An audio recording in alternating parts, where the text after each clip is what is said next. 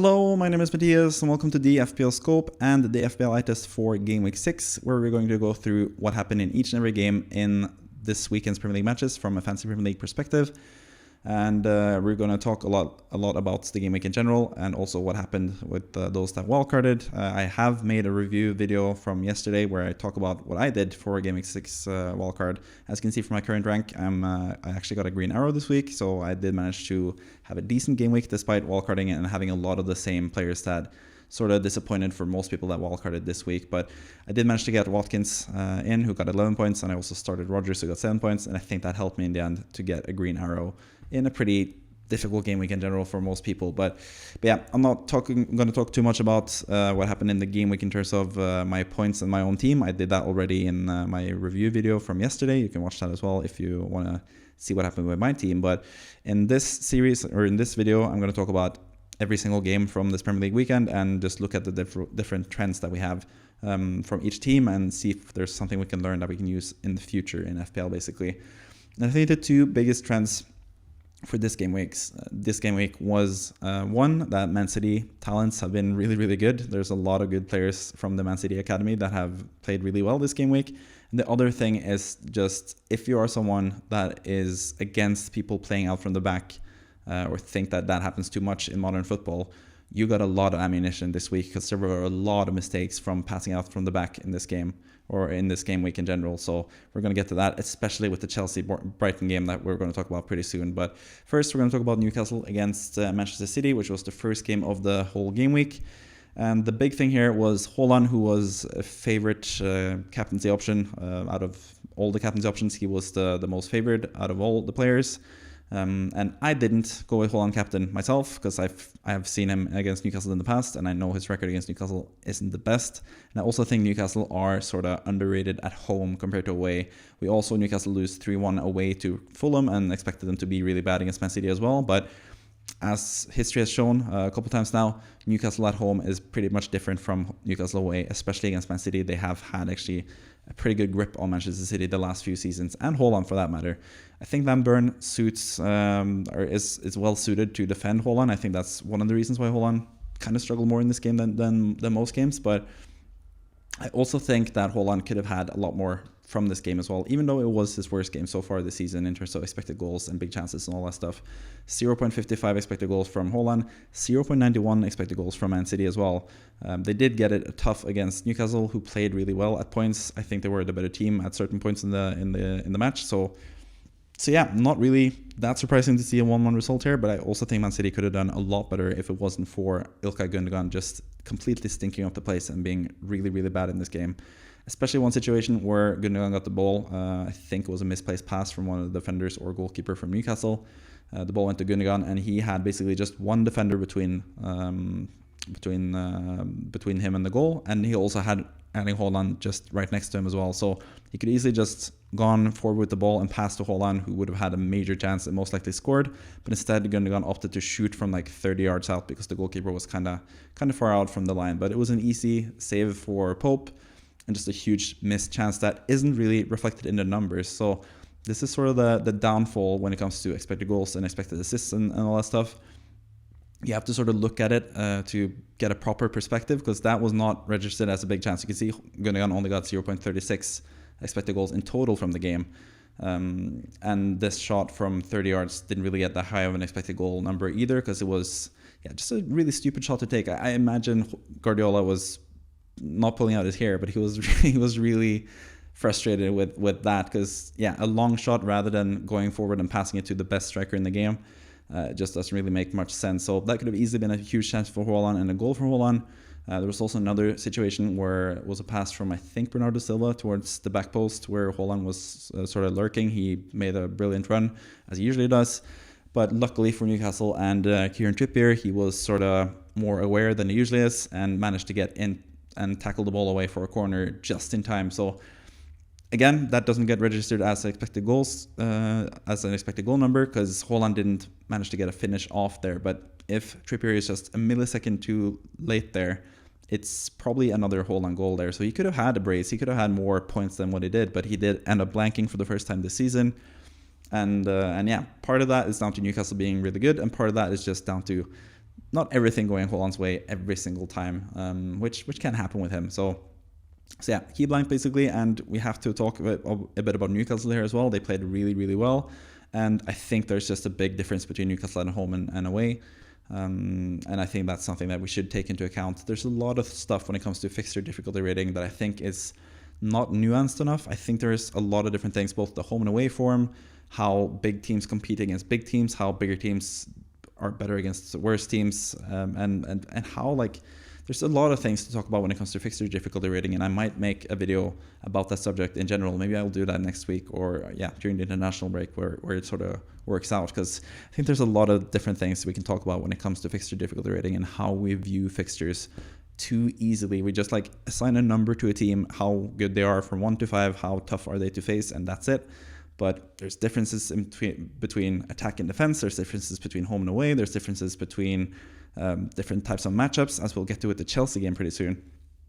There's just a lot of things to take into account when it comes to fixture difficulty rating, and I'm going to probably talk about that later in a different video. But before we move on to the Chelsea-Brighton game, also want to mention the whole defensive aspect for Man City as well.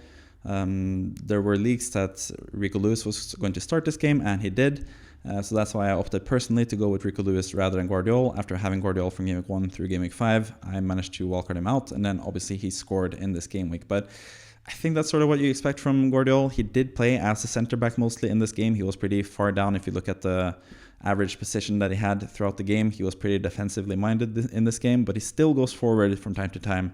And sometimes he finds himself in the box, and he oftentimes shoots when he gets the chance in the box as well. And that's a huge plus for him compared to someone like Lewis, for example, who is a bit more hesitant to shoot. I think Guardiola has like 6 or 7 shots so far this season, and Lewis just has 2 basically. So that's another plus for Guardiola. But I think as long as they both play at the same time, I still think Lewis is the better pick for the cheaper price. But it's also a matter of playing time. I think Guardiola is way more nailed than Lewis is, but I also think Lewis is looking pretty good for his minutes now with Rodri out for the rest of the season, basically. I think from earlier this season when Rodri was out, and also last season when Rodri was out, Lewis played a lot of matches, and I think that's going to continue as well. And I think it was actually pretty encouraging to see him play 68 minutes or so, Lewis, in this game week, despite Man City sort of struggling. I was kind of fearing a halftime sub for Lewis, because they were sort of struggling to create chances and stuff, and I figured maybe Guardiola would change up his system and sub off Lewis, as he has done from time to time in the past. But he didn't. He actually kept him on for 60 plus minutes, which is what you want from a defender at least. So I think Lewis's minutes are decent going forward. I think there's a bit of a discussion to be had between choosing Guardiola and Lewis on a wildcard, but I think it just depends on team value and how much you need those extra 1.3 million, and if that could help you a lot when it comes to selecting a player. 1.2 million it might even be now. With the price changes and stuff.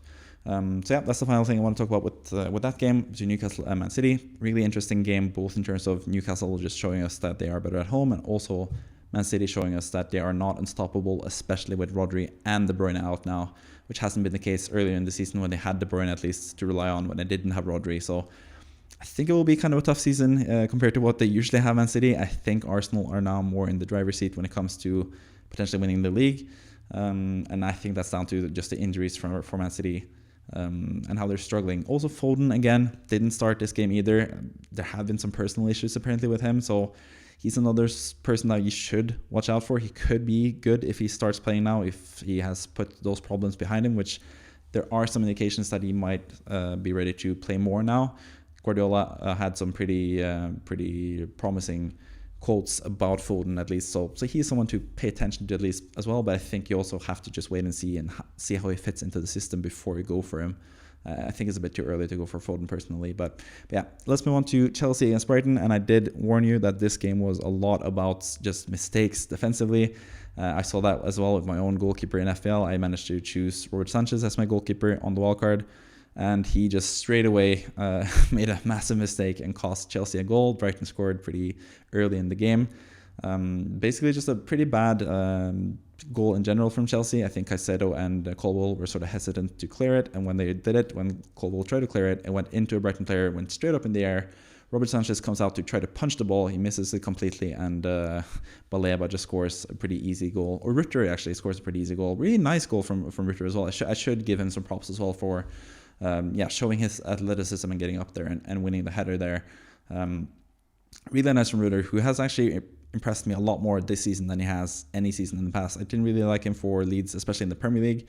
I think apparently he was pretty good last season in the Championship, but I didn't really watch Leeds as much back then. But I think he's looked pretty good for Brighton, and as a 5.5 midfielder, he's someone that could be a really nice option to go for once Brighton's fixtures get a bit easier eventually. But yeah, nice goal from him, and really poor from Sanchez. But yeah, that was just one of the signs from both playing out to the back that sort of hurt Chelsea, but also Sanchez just having a poor game. But yeah, I've talked about this game now for a minute or two, and I haven't still mentioned Cole Palmer, which is the main story of this game, obviously. I have to get to him. Just a fantastic performance from Cole Palmer in general. The first goal was actually really nice from Nicholas Jackson. He got the ball from just chasing the defenders. He got the ball served on a plate to him, basically, from Webster. He got close to the goalkeeper and sort of was almost about to do that Nicholas Jackson thing of just like making a bad touch or a bad movement and then not being able to shoot properly. But instead of shooting straight at the goalkeeper this time, which he has done in the past, he has shown that he has improved. We also know that he is quite unselfish at times, Nicholas Jackson. He has that in him. He can be a really good team player. So instead of doing like a pretty tough shot for him with the goalkeeper coming out and stuff, he managed to get control over his body again and just passed it out to Palmer, who had a pretty easy chance to score there. Palmer as well could have scored before that goal, and yes, he scored a free kick, yes, he scored a penalty. That's not going to happen every game, but you can't say, from watching the game at least, that he was lucky to get those points, because he had that major chance that hit the post. He also had another major chance in the second half, several assist attempts that didn't go in. Not quite sure how he only got 1.11 expected goals from this game, but I guess the goal was sort of like far out and stuff. I think actually it's not like perfect. I think there's a lot of flaws with it. I think expected goal moment is not always showing the full picture, because I think Palmer deserved a lot more than 1.11 in this game in general, and he did deserve. I mean, you can never really say that you should expect 4 goals from a player, because you are going to miss chances and there are going to be chances missed, but he missed one big chance each half as well, had several assist opportunities. So yeah, 4 goals was a lot, obviously, but it's not really that underserved either. So yeah, Palmer just shows himself to be a really, really, really good player to have in FPL. He's someone that should be in a lot of people's consideration. I think for the next 2 games against Nottingham Forest and Liverpool, those are 2 pretty tough games. I think for Palmer especially, or like for Chelsea against the low block Nottingham Forest team that showed at Anfield how good they can be at keeping the nil. They have also had pretty good results in the past against Chelsea as well. So yeah, I don't think Palmer is someone that you need to get, but I think he is underpriced, and I think he is also like the answer to who's going to step in as that Salah type player next season when Salah most likely goes to Saudi Arabia, because I've sort of been fearing that with next season coming, where Salah most likely leaves the Premier League, we're not going to have that huge like pricey asset to have next to Haaland, and it's going to be easier to have several players in your team compared to this season, where we have to sort of weigh up how to get Salah and Haaland potentially at the same time at some places in the season. Sometimes we have to drop Salah to have more of a varied squad and stuff. But I think for next season, I think Palmer is going to be the one that's going to cost 12 million, because I think he's on that way this season as well. He's just getting points all over. He plays for a better team now. Chelsea look a lot better than they have done in the past. As I write there in the notes, Palmer and Chelsea are legit, especially going forward, I think. But even defensively, they have some pretty good numbers. 1.11 expected goal for Brighton here is not that good either, especially considering the second goal that Brighton did was also a big mistake from Sanchez, who passed it out to a Brighton player, and Baleba managed to score. Baleba, by the way, looks really, really good. He was a replacement for Moises Caicedo, and I think he's proving to be worth a look as like a really good defensive midfielder there for Brighton. Going up after Bissouma, who went to Spurs, and then Caicedo, who went to Chelsea. I think Baleba's the next big export when it comes to that position from Brighton. So yeah, he looks really good. Caicedo as well has been really good this season, but he was kind of poor for the first goal. But yeah, that's a different story. But yeah, again, tried to play out from the back Brighton, and they got punished once again. Or Chelsea, I should say. They got punished from that with Sanchez, but Brighton also got punished several times and should have probably conceded a couple more goals from just passing out the back. They were really struggling with the high press from Chelsea. And again, this is why I'm saying, like, Chelsea against Brighton, most people, including me, didn't really expect that to be like a good game for Chelsea assets. But offensively, we probably should have seen this coming, especially with all the injuries to Brighton. Van Heck was out, Veltman was out. Joe Pedro was out as well, which also affects Brighton in general. So I think this was actually a much easier game than we expected for Chelsea. I thought this was going to be a pretty even affair because I thought from what we've seen so far this season, I've been pretty impressed, or I felt pretty impressed by Brighton at least. But as I've written in the notes there, which is a reference to Stephen A. Smith, if you don't know, we've been hoodwinked, bamboozled, led astray, run amok, and flat out deceived, which is what his quote was, from Brighton potentially, because I think so far they've had some pretty easy matches. Like they've played teams that are expected to be good, but that haven't been that good so far this season. That also played Arsenal and got a draw against Arsenal, but we know that was mostly down to Arsenal going down to 10 men and not being able to play much going forward. So I think that was another easy sort of game for Brighton just because of that as well. So I don't know, maybe Brighton are worse than I expected. Maybe they aren't as good as I thought. But yeah, they sort of had a disappointing season last season under De Zerbi. I thought Hurstler would come in and do really well for them, but they just had a really high line, looked kind of Spursy, I guess, with sort of a naive play style for most of the game, tried to play out from the back. That really hurt them several times in this game as well. So yeah, credit to Chelsea, and their attack is looking really, really good, but Brighton also made it pretty easy for Chelsea, and I think that bodes well for Spurs next week. Speaking of Spurs, they're facing Brighton next game week, and I think that's going to be a really nice fixture to target now as well. I think Brighton are kind of a better team to target than we did expect initially. They are still a good team. They could score goals and stuff, but they are also going to be open to concede some goals, like we saw now against Chelsea. But yeah, Palmer obviously deserves the most credit. Nicholas Jackson as well had several decent chances. I don't think he did particularly bad in any of them. He was just a bit unlucky with one of them being from too tight of an angle where he needed to shoot it really well to score. Another where he actually passed the goalkeeper and then shot it towards the goal, but then a really nice clearance from one of the defenders from Brighton got in the way from Jackson. So I think Jackson and Palmer are looking really good. Should also mention Jadon Sancho, who looks really, really good for Chelsea. He has 4 assists now in the last 3 games from very limited minutes so far. He looks like the best pick out of the whole Pedro Neto, Mudryk, and Nkunku, all those types of players, and Madueke. Sancho looks the best out of those players, but I think I would just go with Palmer and Jackson basically for the safety of minutes and just how good they look so far. I think both of them are having a tremendous season so far. Nicholas Jackson has stepped up a level, and Palmer has just continued playing as well or even better this season than he did last season. So I think those guys are really players to consider, but potentially not in the next 2 game weeks pretty much. When it comes to Brighton, they have tough matches now, and I don't think they are as good as we expected earlier in the season, so I would probably stay away from Brighton as well currently. But Rutter is someone that you should pay attention to for the future especially. Let's move on to Arsenal against Leicester, and this was also a pretty surprising game in terms of how it unfolded, I think. Arsenal with a 2-0 lead, which was expected, and then Leicester scored 2 goals and managed to get it to 2-2, and then Arsenal really struggled to get that 3rd goal. They had to wait until injury time, pretty far into injury time, where Trossard passed it into the box, and it was just ended up being an own goal.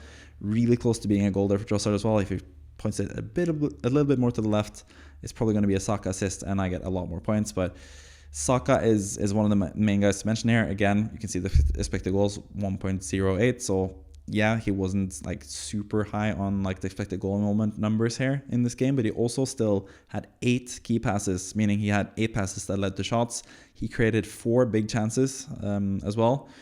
So assist-wise, he's looking really good.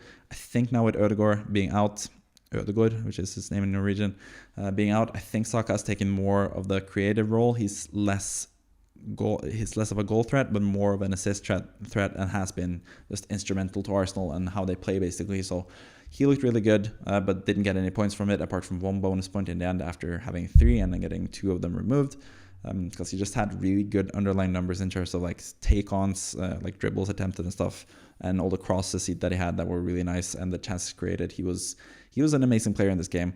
Trossard and Martinelli were sort of the main guys getting the points. I think both of them got a goal and an assist each, if I'm not mistaken. They also got the bonus points in the end, 3 and 2 bonus points. But you can see there from the expected goals that Havertz was actually the top performer when it comes to non-penalty expected goal involvement in this game with 1.93, which is really, really, really high. I think it's a bit inflated, but at the same time, or especially at least because they had so many chances toward the end, because they didn't manage to get that 3rd goal. But he had several big chances to score. He had a header that went just wide in the first half. In the second half, he had really nice, like where he basically got the ball, had to juggle it in the air a bit, and then had a shot on target. But again, it was too close to the goalkeeper, and it was a save from Hermansen, who we'll get to eventually, one of his many saves in this game.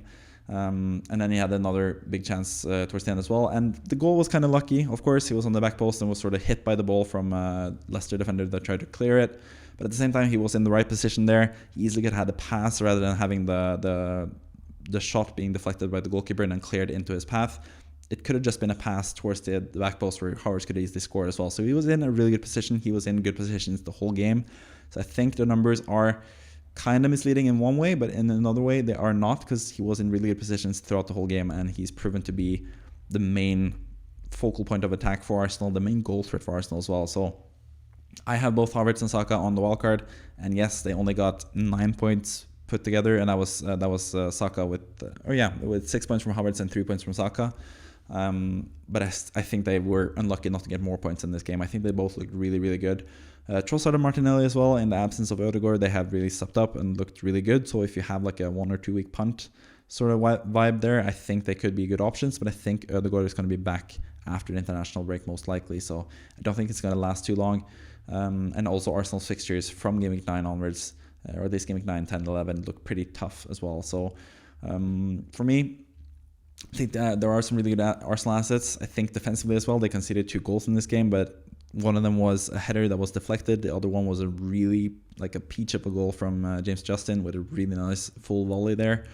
That is not going to happen most games. You can see the expected goals, 0.32 in general for Leicester. Should have probably been a clean sheet for Arsenal, but they managed to sort of bottle a lead, but then managed to get it in the end, as they usually do towards the end of the matches. They have been really good when it comes to winning and eking out these wins as well, Arsenal, and I think they are sort of the title favorites currently. One of the chances that Saka created was also another corner that went straight to the head of Gabriel Magalhaes, but this time he didn't score. Really close to scoring, but another save from Mats Hermansen, who I'm going to talk about now. He had 13 saves in this game, which is the most since David De Gea got 14 saves, I think, against Arsenal a couple seasons back. But I think back then, I think De Gea got 3 bonus points from that, 14 saves or whatever. That should be enough to get bonus points. Or at least it was in the past. But now that conceded goals also contribute to less bonus points. You can see Leicester, despite Hermansen getting 13 saves, he didn't get a single bonus point because he conceded 4 goals, and that is a huge detriment to your bonus point potential this year. So I think that just shows how the rules have changed this season and how it affects goalkeepers like that, who are going to be bombarded with a lot of shots from bigger teams. They're not going to be as valuable this season as they have been in the past, because they are less likely to get bonus points. It should also be mentioned that Hermansen was another goalkeeper who was sort of at fault when it comes to creating a chance here. He passed the ball straight to Declan Rice. That was a huge chance. Again, another chance where Havertz didn't get any expected goal numbers from that, but he was in a really, really good position. But instead of getting it past, there was just a shot from whoever that was, Trossard or Martinelli or someone like that. Another pretty huge chance for Havertz that didn't really get accounted for in the numbers, but that came from a Hermansen pass, and that is also a detriment when it comes to bonus point potential. So Hermansen wasn't even close to getting bonus points in this game, despite having 13 saves. And meanwhile, Saka, who got no returns, got 1 bonus point. So that tells you something about the differences in the bonus system this year. I think personally it's a good thing. I think goalkeepers that concede 4 goals probably shouldn't get awards, but at the same time, he had a really good game apart from that bad pass. He had a really good game and saved a lot of shots in general. So yeah, maybe it's a bit too harsh. Maybe the penalty for conceding goals is a bit too harsh. Maybe the save portion should be more rewarded as well. But it depends on the saves as well. Some saves are really easy. Other saves are really magnificent. And they all count for the same when it comes to bonus point system points. You get 2 BPS basically from each save, regardless of how difficult the save is pretty much. But yeah, that's pretty much it from that game. Leicester, I don't think there's too much to take away from this game. Really tough game at the Emirates. I had to think if it was the Etihad or the Emirates, because I get those mixed up sometimes as names. But yeah, not really too much to take away from Leicester. Maybe the fact that Justin is a goal threat. He did header the ball towards the goal for the first goal, and yes, he was lucky that it hit Havertz and went into the goal. But the second goal was just absolute perfection from Justin, who actually did wildcard in Game Week 6 himself for his own FPL team and benched himself, and then scored 2 goals against Arsenal, which must feel pretty bad. Obviously, it feels pretty good for him that he scored twice, and it looked like there was going to be enough to get a point for Leicester for a long while, but Arsenal managed to get the points in the end there. But yeah, a lot to talk about in that game as well. These 3 games have been really, really interesting, and I thought they deserved a lot of attention. That's why I highlighted them at the start of the video. But let's move on to 4 games that are more like low-key games where there's less FPL options to talk about, so I guess we're going to go through them quicker, but I still want to cover each and every game, so let's go and get to them and talk about them as well. First up, we have Everton against Crystal Palace, which was a pretty interesting game in the just based on the fact that Everton had Brentford back, and with Brentford back, they look so much better defensively. Maybe it's just Crystal Palace also struggling. That has also been a thing of the season, but Everton finally get a win this year. They've struggled so far this season, but they finally managed to get it over the line against Crystal Palace with a 2-1 win. And that was mostly down to the defense. I think just Brantwaite in for Keane. It can't be stated enough how big of an upgrade that is. Michael Keane is one of the worst centre-backs in the league. Brantwaite is one of the best centre-backs in the league, and that just helps Everton so massively whenever Brantwaite is back. So I think Everton's clean sheet potential now, as it was last season, when they sort of struggled at the start and then they started getting clean sheet after clean sheet after clean sheet, I think that is sort of going to happen again this season, because I think Brantwaite is just that good. He is a fantastic player. The goal that they conceded was not part of Brantwaite's defense at all. It happened on the other side of Brantwaite. It was from a set piece to the back post where he headed it in towards the box, where Maxence Lacroix scored the goal, his first goal for Crystal Palace, and gave Crystal Palace the lead in that game. But apart from that, there weren't really that many chances from Crystal Palace. Most of them came from set pieces, but from open play, they could barely get a sniff in against Everton, who managed to get the win in the end. And it was down to McNeil.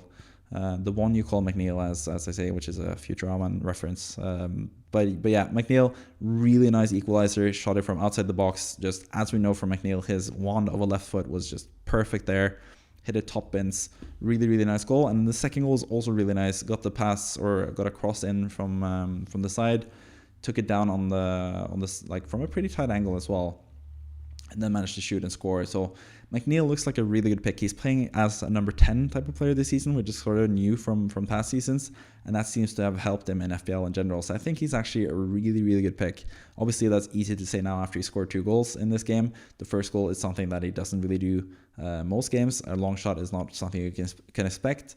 And he did only get 0.46 expected goal or non-penalty expected goal moment in this game, but I still think he's a really good asset, especially with the fixtures that Everton have and the price that he is. So he is definitely an enabler, someone that you can get for a really cheap price. He's proven his worth in this game as well. I think he's just a better asset than Calvert-Lewin, because he is more involved. Calvert-Lewin is also super wasteful with his chances. So yes, Calvert-Lewin has penalties, but McNeil has everything else: corners, set pieces, free kicks, everything you want basically, and he can score from open play as well. So McNeil's looking really good, and I think that's the main drawing point from this game, apart from the fact that Everton's defense look a lot better now with Brantwaite. So yeah, I think that's something you should keep in mind. I don't think Everton will be as easy of a game as easy of a game anymore as it was at the start of the season, just with Brantwaite being back basically. When it comes to Crystal Palace, another disappointing performance. This was sort of the last chance for Eze. For anyone that has Eze, I think this was sort of the last chance for him to provide something, but again, he blanked like he has done for 5 out of the 6 games so far this season. He only scored against Chelsea, and that was his only contribution so far, despite having really high numbers and having that goal in Game Week 1 that was disallowed from the free kick and stuff.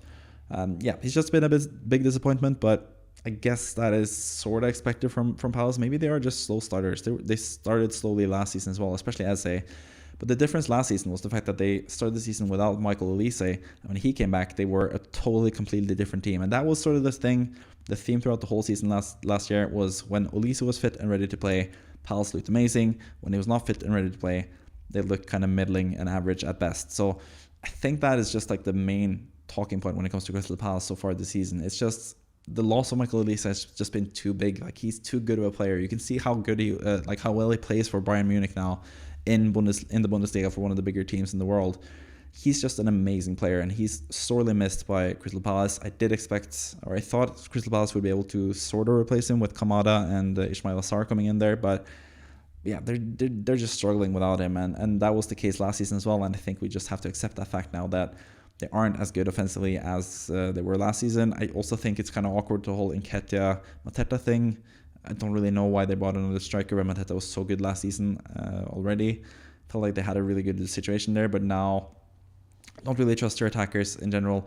SA could come good, like I said. He started off last season pretty slowly as well, and then eventually became better and better.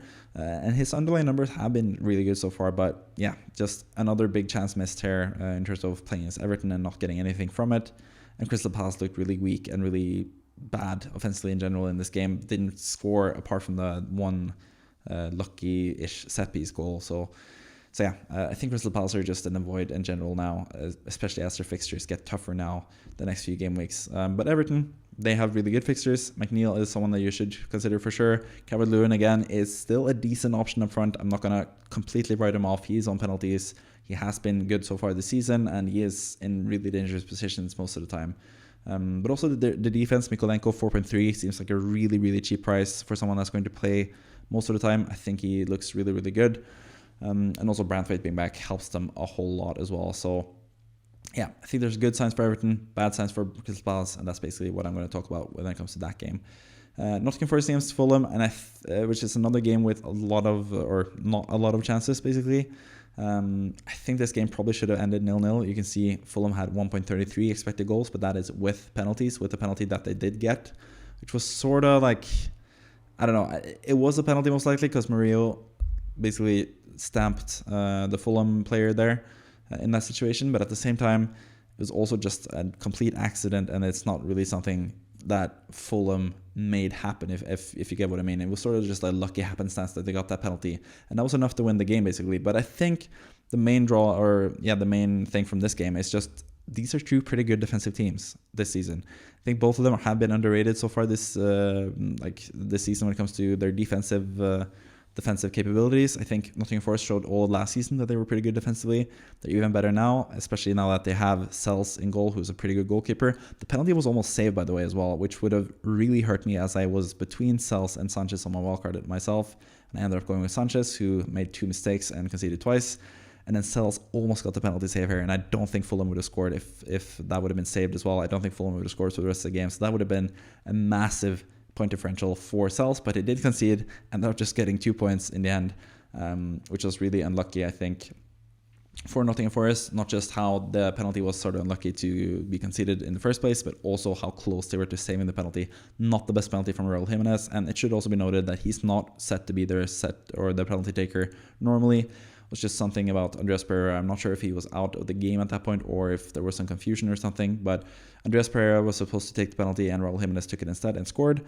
Jimenez has shown to be a pretty good striker. He has been what I hoped that Rodrigo Muniz would be from the start of the season. I went for Rodrigo Muniz at the start of the season, and he was just really bad, missed a lot of chances, and Jimenez has come in and played a lot better than him. So I think that should be noted as well. But yeah, Nottingham Forest didn't keep a clean sheet at home against Fulham, which is sort of disappointing if you were invested in someone like Ola Aina or Sells, who I almost brought in. But I think, again, you can see the numbers here. These two teams are really good defensively, like I said, especially in Nottingham Forest, I think are a force defensively. They play pretty defensively with like a low block and stuff. It seems like Nuno Espirito Santo has really figured something out with them defensively. So yeah, that is the main thing to talk about with this game. Not that many interesting things when it comes to offensively minded players. Smith Rowe has the best non-penalty expected goal moment with 0.20, which is not a lot for Fulham. But I think, as I've mentioned a couple of times in videos in the past, I think Fulham, or Smith Rowe especially, is a lot better asset at home than he is away. It seems like he plays more offensively at home. They are more expected to attack at home, so I think that benefits Smith Rowe a lot because he has looked really good so far this season. But away from home, he has played more as like a number 8, like sort of down in the pitch, and that was the case in this game as well. And obviously they got the goal pretty early, and that was enough, and that didn't really give them any reason to attack either because Nottingham Forest really struggled offensively. And I think that's, yeah, as you can see from the notes there, clearly lacked Morgan Gibbs-White. That was another big thing here. Gibbs-White is their best player. I've seen like a couple like talking heads and stuff. I've seen a couple like podcasts and stuff have talked about the most important players for each team, and people have mentioned like Hudson-Odoi and Elanga and stuff for Nottingham Forest. But I think clearly, especially offensively, it is Morgan Gibbs-White that is the main guy for Nottingham Forest, and that this game shows it basically. So Chris Wood wasn't really the best option this game either, because Gibbs-White is a huge reason why he's been so good so far this season. So I think that's something you should take note of as well. That's pretty much it for that game. And then moving on to another game that was pretty not that many chances in it. You can see the expected goals in total from Everton, Palace, Forest, Fulham, Brentford and West Ham. 6 teams there, and I think you're going to struggle to find 5 XG in total. I haven't really made the numbers up there by myself, but only Fulham got more than 1 XG, and that was from a penalty mostly. So yeah, all of these teams didn't really deserve to score a goal this week. Could have been a lot more clean sheets, but even in the Brentford West Ham game, it was 1-1 in the end. The first thing we have to mention is the first minute. Brentford scored again for the third game in a row, I think, and again it was Mbeumo scoring a really nice volley. Maybe it was a bit lucky, maybe he shanked it a little bit, but it was a really nice finish, at least looked really aesthetically pleasing. And at that point I expected just Mbeumo to just kick on and score a lot of goals. We've seen West Ham just crumble defensively in the past, but the major difference for West Ham this game was the fact that Jean-Claire Todibo was playing as a centre-back, and he would probably be a Man United player at this point if it wasn't for the connection between Nis and the whole... I forget, Ineos is the name of the company that owns both Nis and Man United. I think if it wasn't for that, which is also kind of interesting just when it comes to Savio and how he went from a City-owned team to City. Bit of a weird difference there why Man United couldn't sign Todibo. But what I was meant to say is the fact that Todibo is a fantastic defender, and he showed that in this game. He was the man of the match for West Ham, and basically kept Brentford from creating many chances at all. It was basically just Mbeumo. He had another decent chance, I think, later on in the game, but he scored the goal early, had another decent-ish chance, and that was basically it. So I think that's a lot down to just Todibo coming in as a centre-back, and that is helping a lot. He's a lot better at centre-back than Mavropanos is. And Mavropanos, for that matter, came on at the half and did really well as a right-back, which is interesting to see as well. But he has the capabilities to go forward, Mavropanos, so I think he actually suits the right-back role. Wan-Bissaka was put over on the left and Emerson was subbed out, so it's also just an interesting thing when it comes to West Ham's tactics. And as I've written there in the notes, Lopetegui's workshopping is continuing. He is just trying to figure out answers here for West Ham. He still doesn't really know about the team and how he's going to play each player. There's a lot of talent with the West Ham squad, but he just doesn't know how to properly play them yet. He's still adjusting, so I think West Ham eventually this season will be better. Trying to tell that myself, or say that to myself as well as a West Ham fan who's not too fond of Lopetegui as a manager. I'm still trying to see the positives there, and he is trying to figure stuff out, and there's just so much talent with West Ham that at some point it has to come good, I imagine. Another interesting thing here with West Ham is the fact that Mohamed Kudus, who's been sort of a favorite, especially among people watching the Premier League, it's just easy to watch Kudus and just be mesmerized by how good he is, but that was not the same case for Lopetegui, who subbed him off at the half. And he also said, with quotes, he subbed him off because he wanted them to play more as a team, basically just sort of throwing him under the bus a little bit. And also, Kudus apparently had a bit of a bust up after being subbed off. He's kind of unhappy about that. There's reports that he kicked the chair or something to that nature. He was really unhappy about being subbed off. So not a good look for Lopetegui there either. But at the same time, this has apparently been squashed according to West Ham insiders. It's just something that happens usually, but yeah, it was caught on tape apparently, even though I haven't seen the tape and I don't think anyone else has seen the tape either. But yeah, just a messy situation that was sort of reported on in social media, but shouldn't really be that big of an issue going forward. But I think when it comes to Kudus and his playing time, it is sort of under threat a little bit. Summerville has played better at left wing lately. Bowen, obviously, a right wing whenever he's fit to play, and West Ham has strikers playing up front rather than Bowen. He's going to play on the right, so Kudus is definitely a stay away from at this point. And also Bowen as well hasn't really shown much so far this season. He had the second best non-penalty expected goal moment for West Ham, but still, I think West Ham in general are just a team to stay away from as Lopetegui is trying to work out his best team and seeing what works for this West Ham squad. But yeah, West Ham managed to score after the initial goal from Brentford. It was actually a really, really nice goal. If Antonio had finished it, Antonio tried to finish it, and it ended up being a good pass to Soucek instead. But if Antonio had finished that, with a proper finish from him, that would have been one of the best, or at least one of the more underrated goals I would imagine of the season if it would have happened, because it was really nice intricate play from West Ham, including Bowen, who did a nice flick and stuff. really nice goal, and Soucek got the goal in the end. And Soucek is someone that should be mentioned as well. His minutes have been sort of up and down so far this season, and that's why I haven't really been sold on him as a pick. But he is really, really cheap, and he is constantly in these goal-scoring positions. We remember a couple seasons back when he first came to the Premier League. He scored goal after goal after goal. He is a goal-scoring machine when he gets the chance to play pretty high up in the pitch, and it seems like Lopetegui is giving him that chance in a lot of matches. So he is someone to pay attention to, but like I said, West Ham are sort of like a wait-and-see team, but they do have some pretty interesting matches coming up in the not-too-distant future, so should take note of that, and West Ham players in general. I also think Nicholas Füllkrug, who's been injured for the last few game weeks, but he's back in training. I think he's down to 6.7. I think he's also like a cheeky differential striker potentially.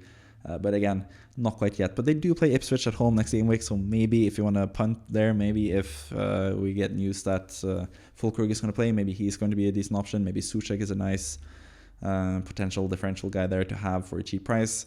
But in general, I think West Ham is just a wait and see. When it comes to Brentford, yes, Todibo was a big factor to West Ham being better defensively, and Brentford sort of struggling because Todibo was really good. But another reason is that Jan Wissa is now injured, obviously, for like 2 months or so, and it is going to affect Brentford because Wissa is a really, really good player. So I think that's also affecting Brentford, and Mbeumo isn't quite as like a major super pick as we did expect from him, I guess. But again, he did score. He did get 9 points. He is still a focal point for Brentford, and they do have amazing matches. So I still think Mbeumo is one of the best players to have in Fantasy Premier League going forward. So he is definitely someone that you should have in your squad most likely. But it's not quite as urgent to get him now as it looked before the game week, because it seems like without Wissa they're going to struggle a bit. But again, I think it's being underrated how good Todibo is and how West Ham are sort of working out stuff and sorting some stuff out defensively, especially in this game compared to what they did in the game against Chelsea, for example. So yeah, should take that into account basically. Then we have Wolverhampton against Liverpool, and this was sort of surprising to see Liverpool kind of struggle to beat Wolves, especially the fact that they conceded a goal, which was kind of the fault of Konate, but Konate did manage to score before that. Liverpool had a set piece, the ball was cleared, took quite a long time to get back into the box, but Konate stayed up. I think that's one of the things we've seen from Liverpool in the past, at least under Klopp. Their centre-backs tend to stay up more than I've seen from other teams, which is a good thing, obviously. If you have Konate, he scored. That was fantastic for you. Should also be noted, Aït-Nouri also scored from the Konate mistake later on. And both Aït-Nouri and Konate were 2 out of the 3 defenders that I highlighted as potential differentials on the Game Week 6 wildcard. The third defender that I mentioned was Guardiola, so 3 out of 3 defenders that I did say were decent differentials on the Game Week 6 wildcard. They did in fact score, but obviously I didn't pick any of them myself, stupid as I am. Didn't follow my own advice, but yeah, they all scored. 2 of them in this game between Wolves and Liverpool. Again, Salah was the main story here, but Salah, again, didn't look the best in this game, but he did score a penalty, and that was enough to get the goal and also bonus points. So he ended up with 10 points in total, Salah here. He also had another big chance, I guess, but it was also, again, playing out the back, sort of hurt Wolves. Misplaced pass, and then someone tried to clear it, and it cleared it into Salah's leg, basically. Or Salah tried to intercept the pass, and the ball went just wide, but that could have easily gone into the goal. Could have been a goal for Salah, but at the same time, he was kind of lucky to be in that situation in the first place, or a mixture of good and lucky to be in that situation in the first place. So Salah, I think he got about what he deserved in terms of goals. He probably deserved 1 goal from the penalty situation, obviously, and that chance that he had. But he also had a pretty poor game in general for Liverpool. So I think Liverpool didn't look the best in this game. I think Wolves are still a tough team to judge because they faced so many really good teams so far this season. They are getting a lot easier matches now, playing Brentford away next game week. Then they have a tough game in game week 8. And then from game week 9 onwards, playing Brighton, who I don't think are as good as we expect them to be. From game week 9 onwards, I think Wolves are also really, really good. Or even from game week 7 onwards now, I think I potentially would have a Wolves player on a wildcard. Maybe. We'll see when I make the weekly wildcard draft video. I don't know. I would consider them at least. I don't have them in the weekly wildcard draft. That's a bit of a spoiler. But I think both Aït-Nouri, defensively, he scored obviously in this game. He is still super attacking. And I think his clean sheet potential will go a lot higher once they get those easier fixtures. He's still a really good option. He's 4.4 as a defensive player. He's a really nice differential guy if you don't really like the look of Mykolenko, for example, and you want to go with someone different. I think Aït-Nouri is really good for just 0.1 more. And then offensively, I think both Jørgen Strand Larsen, who did really well for the goal, by the way, it was a mistake from Konate, but Strand Larsen was quick to realize that he could get the ball, managed to save the ball before he went out of bounds. And then he was really cool, calm and collected when he found another player in the box, and the ball bobbled out to Aït-Nouri, who scored. But yeah, I think Strand Larsen is looking really good as well, but he also has been getting limited minutes the last few game weeks. He's been subbed off after about an hour in the last 2 games, which is kind of worrying as like a potential striker option. The other good striker option, though, is Matheus Cunha, who I think is the one that I would go for if I were to choose an attacking player from Wolverhampton. He's 6.5. He's $1 million more than Strand Larsen, but he's also a potential penalty taker for Wolves as well. So I think he could be a really, really good pick going forward, even starting Game Week 7, but especially from Game Week 9 onwards. I think he's going to be a really, really good pick. So that's basically it for Wolves. When it comes to Liverpool, Konate obviously scored again, like I mentioned already. He is a really good pick. He was kind of upset that he didn't get man of the match. He had to give the award to Ryan Gravenberch instead. But I think it's mostly down to Konate just making that mistake for the goal for Wolves that made sure that didn't happen, that he didn't get the man of the match award. But Konate is looking really, really good. He's someone that I mentioned, like I said, in the differentials for Game Week 6 video. And I think he's going to be a really nice differential going forward as well. But Liverpool's fixtures aren't the best going forward, so that's going to hamper the appeal of Liverpool players in general. Also, when it comes to non-penalty expected goal in the moment, you can see both Szoboszlai and Robertson, and that comes from basically the same chance, I think. Robertson, high up on the pitch, passes the ball perfectly into Szoboszlai in front of goal from like 4 yards out, I think. Szoboszlai gets a really nice chance to score, but unlucky for him, he shoots it straight-ish at the goalkeeper, hits like the leg of Johnston and goes out wide. That should have been a goal for Szoboszlai, should have been an assist for Robertson, but it didn't happen. But yeah, that explains why they are so high up in the expected goal involvement numbers there as well. Also, I have to mention Trent. He wasn't quite as good in this game.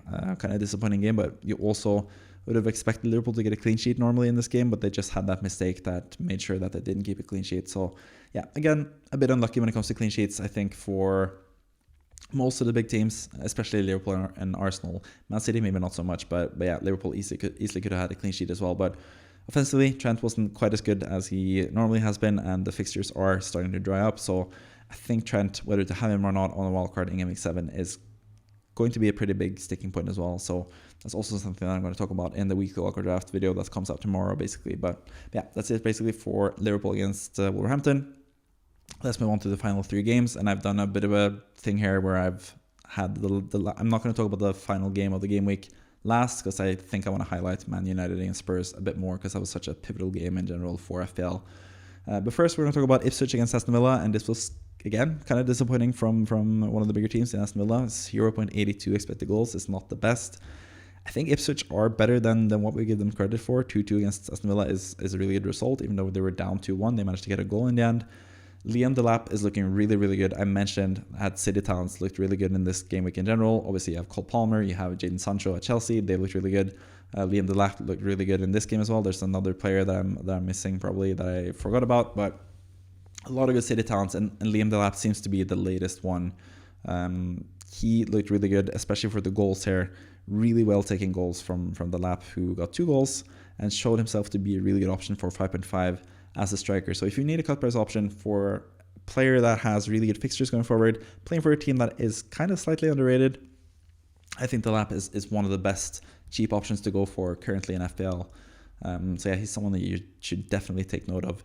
Again, Leif Davis, as he always is top 3 non-penalty expected goal in the moment. He's so attacking for Ipswich, who haven't really conceded that many expected goals so far either. 0.82 here you can see from Aston Villa, but they still conceded 2 goals, which is the main part when you want to get points. Ipswich still haven't had a clean sheet so far this season, so maybe you're one of those managers who don't really trust the expected goal numbers that much, and there's just a reason that Ipswich concede goals. But yeah, this goal again, playing out from the back, hurt them. I think someone was trying to clear it, passed it straight to Rodgers, who basically juggled the ball a bit, passed it out to Watkins, got the ball back, and then he shot it and scored. Really nice for Rodgers, who's been just a terrific player so far this season. Scored a goal. got the assists for Watkins, or Watkins got the assist here as well. Those two guys have been linking up more and more, and they are going to be a really nice pairing for Aston Villa for a lot of time to come in general. Watkins also scored a goal later on in the game. Bailey had a really nice cross, and Watkins was in front of goal with a really nice header. So Watkins with a goal and an assist. He looks really, really good. Rodgers looks really, really good as well. But Rodgers had to be subbed off in the second half, and it was down to him getting a bit of an injury.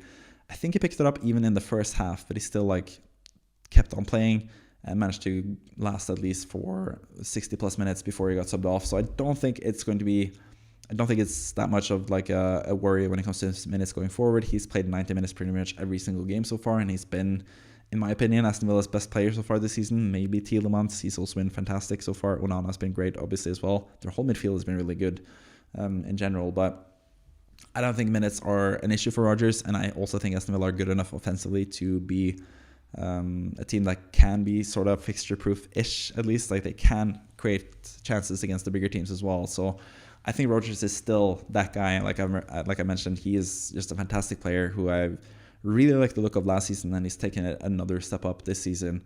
And that is the final City guy that I didn't mention, that I probably forgot about. That is Rodgers. He also comes from Man City Academy, which just proves that Man City's Academy is actually something that should be revered a bit more than it has been so far. But yeah, he had that. Obviously, I remember because he did the Cole Palmer celebration that people call it, but it was actually Morgan Rodgers that did it first. But he comes from City Academy as well. He is fantastic as a player. He's been one of Aston Villa's best players, and even though he got subbed off early this game, he still is pretty secure for minutes because he's just that good. But yeah, Watkins, another huge plus, especially for me, who went with him as sort of differential for this Game Week 6 wildcard. Really happy to see him do well as well. And Aston Villa play at home to Man United next game, which we'll get to when it comes to Man United. That's going to be a pretty easy game, it seems like. So yeah, I think Aston Villa assets are really, really good. Defensively, Konsa is still a decent-ish asset, I guess, but defensively as well, I think Aston Villa just aren't that good defensively, and you saw that in the goals from the Delap. Yes, there were good goals from the Ipswich striker, the youngster, 21 years old, I think he is, but it was also pretty poor defending from Aston Villa, who aren't that good defensively in general. So yeah, I think I would probably stay away from defensive Aston Villa players, but offensively, they've shown that they can score and be really, really good. So really like the look of them. But yeah, when it comes to Ipswich, Davis and Delap are the two standouts, I think, for them. If you are considering Ipswich players for some reason, I think those two guys are people to take note of at least. I still haven't included either of them in my wildcard drafts that I do every single week, or in my projected wildcard drafts, I should say, that I do every single week. But they are getting closer and closer to being in those wildcard squads or in squads in general. I think they have a case to be made for them, especially with the fixtures that they have coming up. So definitely players to take note of. Moving on to Bournemouth against Southampton, which was the final game of the game week. But yeah, I have it before Man United Spurs, because I think Man United Spurs was a bit bigger when it comes to FPL potential and stuff. The main thing from the Bournemouth game, obviously, was Semenyo, who was picked in a lot of wildcards for Game Week 6. I've had Semenyo since Game Week 1 personally, and I've been really happy with him. And he showed to everyone why he has been such a good player so far this season. He is just a fantastic asset. He was unlucky not to get the assist for the Cook goal, the second goal, or not the Cook goal because it ended up being a Dango Ouattara goal. But yeah, did really nice to... Well, the first goal, I should actually mention the first goal first. Again, Semenyo had the ball, got fouled. He was down, and Bournemouth took a really quick free kick. I think it was Tavernier who just passed it to Evan Nilsson, and it was a fantastic finish from Evan Nilsson, and that's why I've written that he's showing promise. I think he's a really good striker in general. He's looked really good so far for Bournemouth, and that finish was a really top-class finish that should be appreciated as well. But yeah, that was the first goal for Bournemouth. Then the second goal was Semenyo doing a really nice job on the side, passing it into Cook, who tried to shoot it. And then it hit Dango on the way towards goal, and Dango got the goal and Cook got the assist. But almost an assist for Semenyo there, but he still managed to find a way to reward his new owners in FPL by scoring a really, really nice goal, dribble inside the box, got the ball over to his right, and then scored a really nice shot from inside the box. So Semenyo's looking really good, but obviously Bournemouth have one good fixture now against Leicester next game week, and then after that they have some tough fixtures. So it is a really short-term play, but I think Semenyo is someone that he could keep for longer as well. He's just proven to be a really good player, one of the best players probably the best player for Bournemouth this season. So I think both him and Evan Nilsson are decent players to target going forward, but that's pretty much it when it comes to Bournemouth, especially with the fixtures that they have. Southampton did manage to score in the end. Also interesting to see Dibbling playing up front from the start of the game.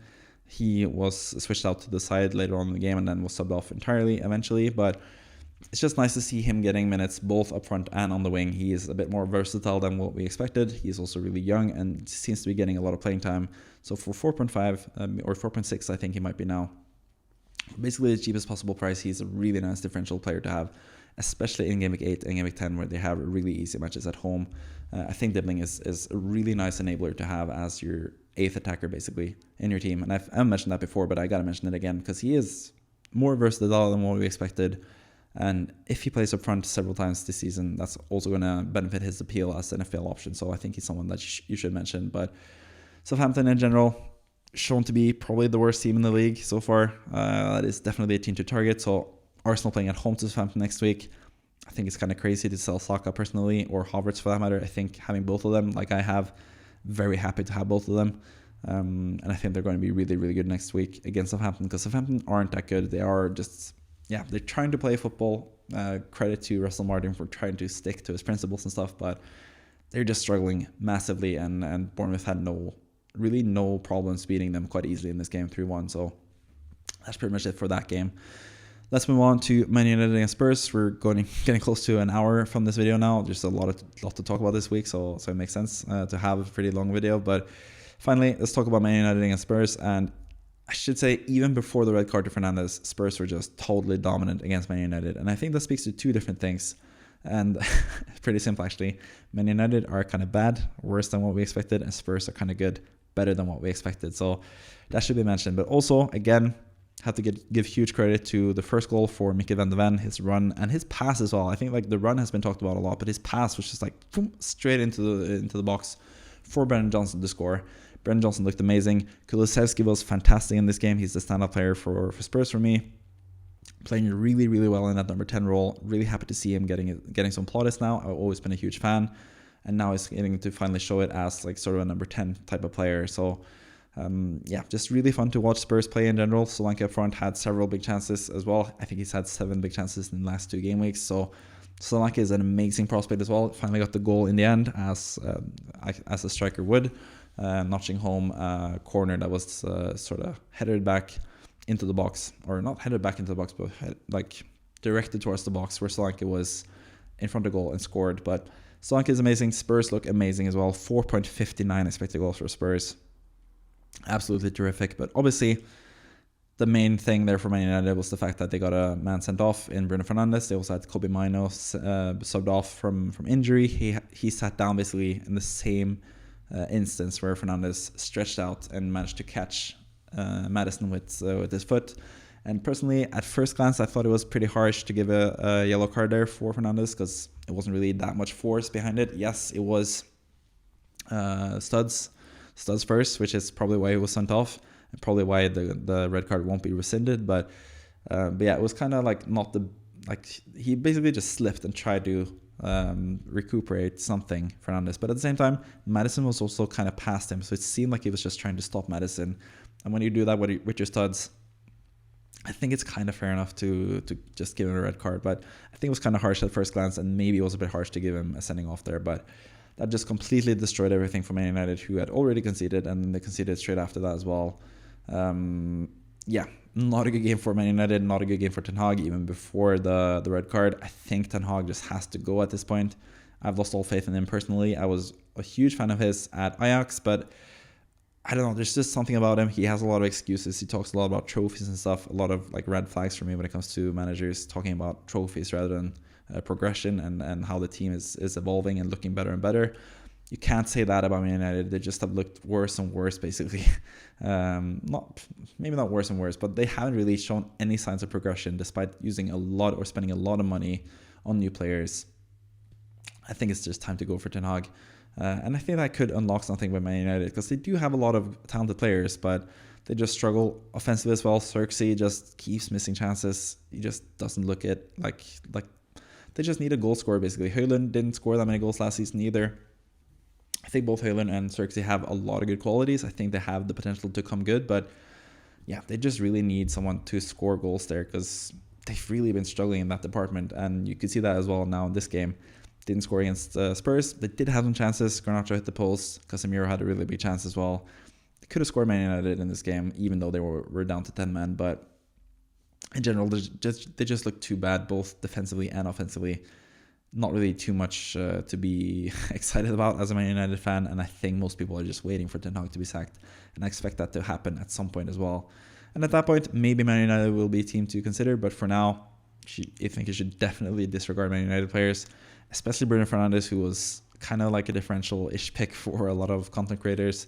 For some reason, he hasn't shown anything so far, but I guess just the allure of potentially 90 minutes, or most likely 90 minutes if he doesn't get sent off, and penalties and that type of stuff is just alluring, and playing for a big six side. I guess that's why people went for Fernandes, but for 8.3 or whatever it's costing now, it's just too expensive for a team that doesn't perform at all. Man United are just not a good team currently, and that means Fernandes is not a good asset, especially now that he got a red card as well. He's out for 3 league games against Brentford, Aston Villa, and West Ham. So huge role to Man United in general, and I think they just need to move on from Ten Hag and find a new manager now, because yeah, they're just really struggling. But at the same time, have to give a lot of credit to Spurs and Ange Postecoglou, who I think would be probably like the best. Like if I could pick any like potential manager for Man United that would be realistic-ish, it probably would be Ange Postecoglou, because I think Man United just need a really big personality, someone that can talk to the media and be more of a charismatic person than Ten Hag has been so far. It might just be a language barrier, but Ten Hag is always like, that's always been like the red flag for me when it comes to Ten Hag. Even when I said that he needed more time to prove that he could change things around for Man United, it still worried me that he was a bit, I don't know, there's something about his English, the way he speaks, that just like makes me, I don't know, not trust him as much as I used to when he was back at Ajax. So, but yeah, like I said, Spurs deserve a lot of credit. Ange Postecoglou deserves a lot of credit. I think he's getting something's right with Spurs.